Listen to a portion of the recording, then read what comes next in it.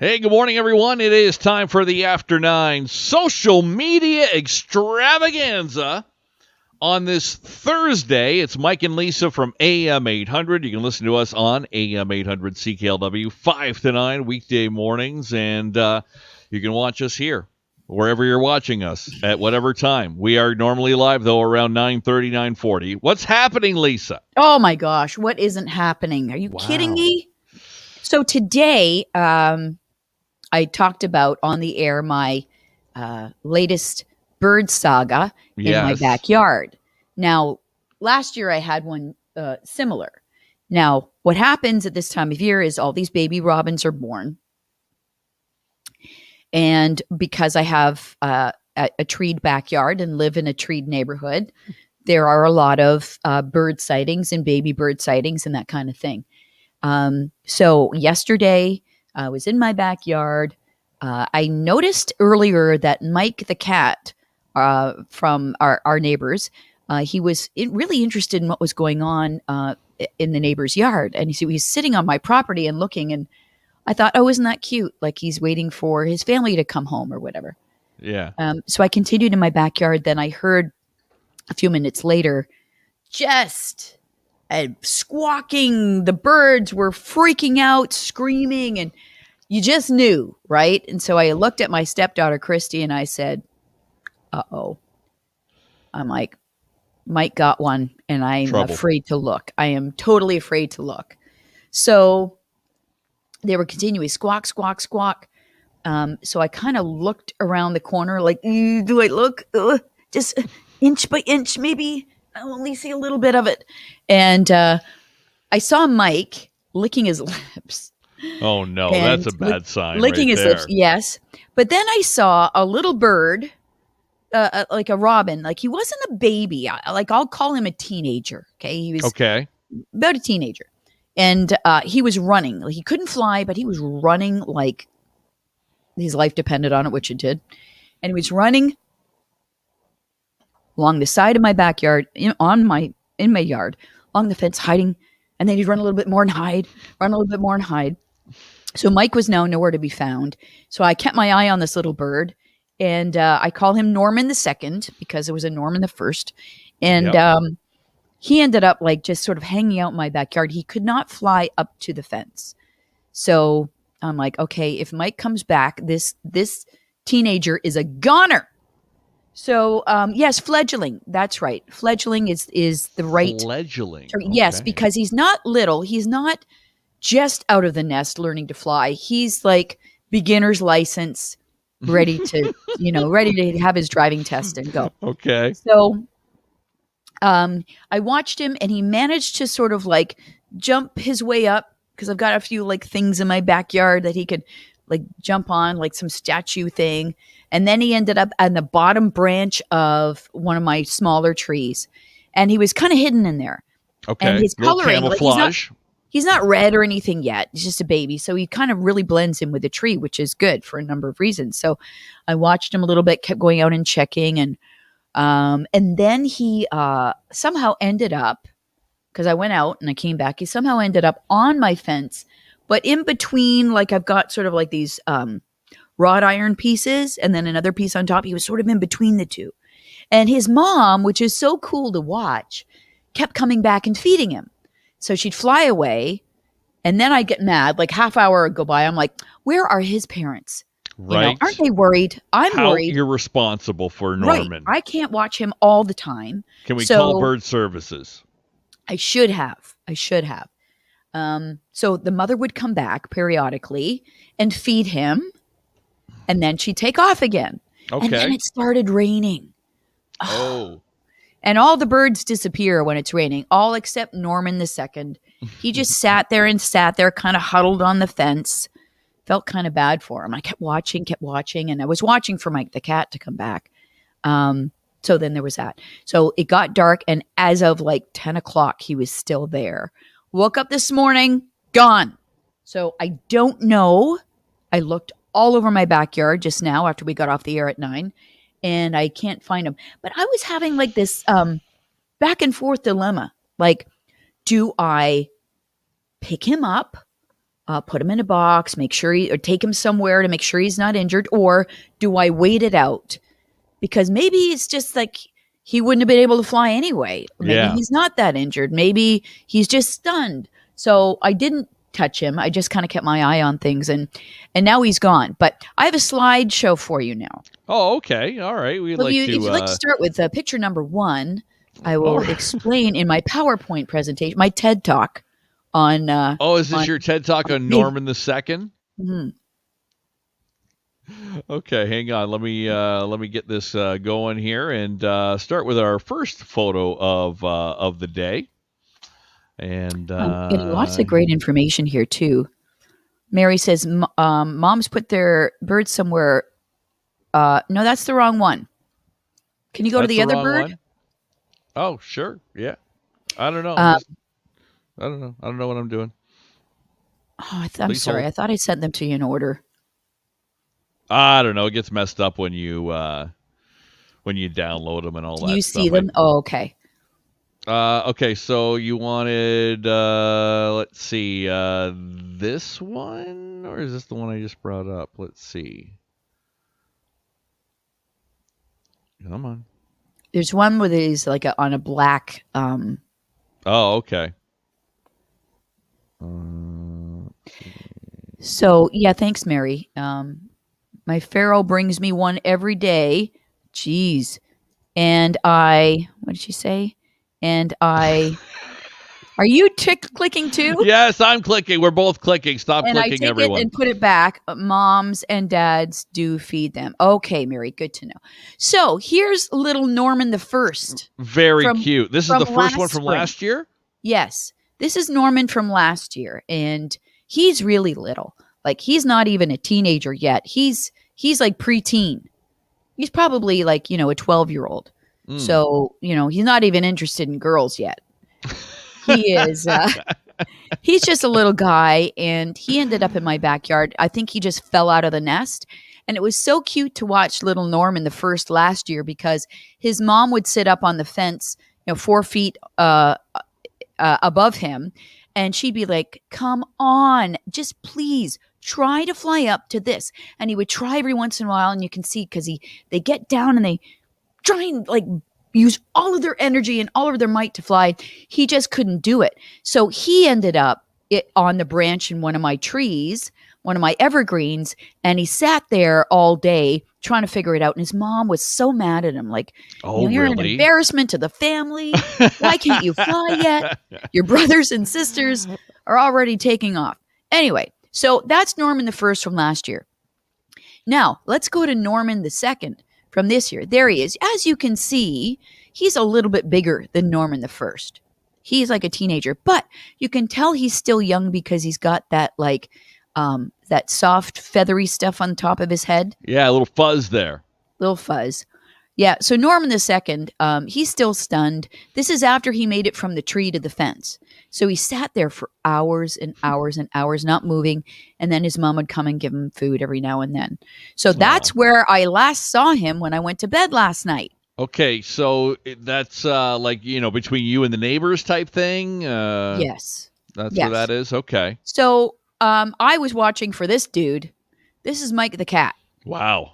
He looks like a predator, doesn't he? He does. The eyes, kind of the body language seems to be in predatory mode at the time. It's like a jaguar. Yeah. He's a beautiful cat, though. He is, and I love him to death. Like, he's not my cat. He's our neighbor's cat, but he is very friendly, and he goes around to different houses, and he's made friends, and he's got his routine, and he'll come and help me garden in the back and that kind of thing. He's really cute. So that's who we're talking about. That's who I was trying to make sure didn't come back yesterday into the yard. Mike the cat has made many appearances here on After 9, usually walking on your table in front of you. He's done that too, yes. Mm-hmm. Although when the weather's nice, he doesn't want to even come in for a visit. He's out. So there's that. So I went out after 9 o'clock and I'm searching and searching and searching for Norman the Second. I did not find Norman the Second. But if you'd like to bring up any of the photos, the other photos I sent you, I did discover a lot of things in my backyard because I was looking very carefully. These are mushrooms, and they are all over my lawn. So I'm like, oh, what's that? Oh, guess they're There mushrooms. is organic matter in that soil, that means. Is that a good thing or not? I don't know. You want to call Get Gardening on AM800 at 8 o'clock on Saturday mornings and ask Jay Terryberry or Sandy McDonald, but I've always heard from them because I think a lot of people have this issue. I have too. And that means like maybe there's a piece of wood or some sticks underneath the lawn that are buried there that are Really? causing that. I don't know. It Huh. seems like when it rains a lot, we get those. I thought they That were could broke. be. I thought that was a broken egg when I first looked at the photo. No, these are mushrooms and they're all over the place. If you'd like to pick another photo, there's a broken egg, Michael. You can Oh see the no! shell, the bits of the shell, right? And I haven't seen this before. So there's like a bit of the shell, and then there's one back further up top of the photo there. The Yeah, other right part of it, here. yes, there's evidence. Now, this cannot be Norman the second's shell because Norman's way too big to have just come out of an eggshell. But these are new eggshells in my yard. So something's going on. Yeah. Do you think Mike the cat has something to do with that? My guess is yeah. Although, there are raccoons at night that Sure. walk around and I think they like eggs too. So Innocent till proven guilty. We can't put yes, it all on Mike. that's right. I I don't had a want to do family of that. 4 raccoons run through my backyard last weekend, scared at the fireworks. So other Right. things are out there. Lot- Liz says the mushrooms mean the soil is too wet, so maybe you don't have good drainage there. Maybe you have to what's it called when you put the holes in your lawn? aerate. Aerate the lawn. We have pretty good drainage back there. Like we never have pooling water or anything. I don't know. It's just we run them over with a lawnmower and then they're not an issue anymore. So it's not a big deal. And then Make there 'em was all one more small. photo there. Did you find one more photo? Because Oh, I there did was? find Oh, yeah. I'm I sorry. did find another creature in my backyard. And I was forgot looking about for that Norman. one. I thought we were done. Let me bring this one up, and yeah, this is pretty interesting here. Mr. Snail. And Mr. Snail. there were a few of them. Let's call him Sigmund. Sammy? Sigmund. The snail. He sounds like a smart snail with the name Yeah. Sigmund. So he was there, and I asked him if he had seen Norman the Second or Mike the Cat, and he hadn't. So I left him alone. This is quite the jungle you have back there. Isn't it though? All kinds of things growing, all kinds of species. Things are happening. Squirrels were yelling at me. You know how they make those weird noises? I was too close to the tree. They didn't like that. Yeah. Wow.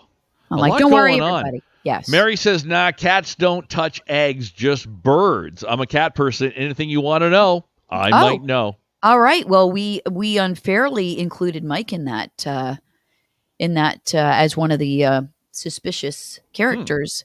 But yeah, so maybe a raccoon then. I don't know. Yep. Something. Rat, maybe a rat.